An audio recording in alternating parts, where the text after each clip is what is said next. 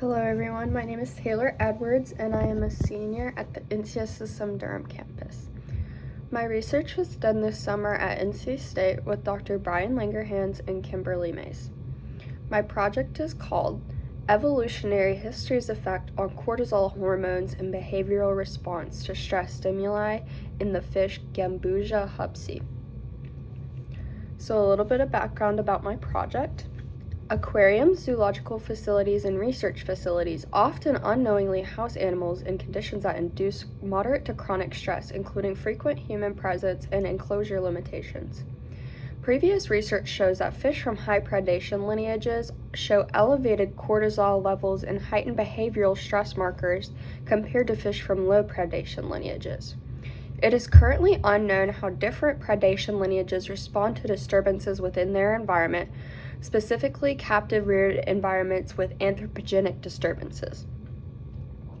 This research sets the foundation for research concerning developmental plasticity and behavioral cues which help us understand anthropogenic impacts on species evolution and the direction that animals are currently headed towards underneath of our influence. This work builds on a validated method that correlates waterborne cortisol levels and plasma, which allows repeated and non-invasive measurements over time. Minimizing human influence on evolutionary processes of animals helps protect biodiversity, which acts as a safety net for disaster extinction events such as floods, hurricanes, and other natural disasters. The research question that I have been working on underneath the mentorship in my lab has been, how do disturbances affect evolutionary development, behavioral cues, and stress responses of animals held in captive rearing environments? This research has a variation of objectives based on the orientation of the fish we are using as data. So our main objective is to determine if there's a difference in stress responses between different predation regimes. The fish we are testing on come from two separate predation lineages. One comes from a blue hole that contains no predators, and the other comes from a blue hole that contains many predators.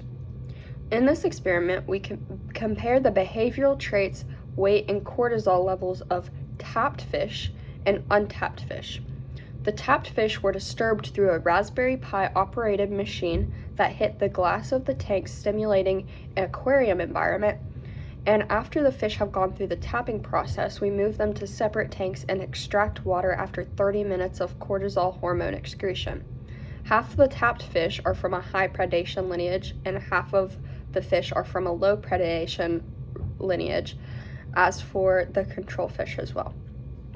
Because we have only finished the pilot study and are in the early stages of experimentation, we do not have definitive results for this research yet, but by continuing to measure the values of weight, behavioral traits, and cortisol levels, we will determine how fish are differently affected on a physiological and psychological level, which helps us understand the role that predation lineages play in the development of disturbed fish held in captivity. Understanding how these fish respond differently based on their predation lineages will allow us to understand evolutionary behavioral cues on a new level. We are able to understand if behaviors that vary based on predation circumstances are constant when offspring of a predation level have not been exposed to the environment of their ancestors, which tells us about the evolutionary behaviors of these fish. If we can understand human impact of animals in captive rearing environments on a general level, we can then begin to create ways to minimize disturbances in settings such as zoos or aquariums. This research can be applied to figure out innovative ways to minimize aquarium disturbances, such as barriers between glass, higher security in aquariums, zoological facilities, research facilities, and markets such as PetSmart. And it can help us to better understand how we can feasibly manage the stress of fish.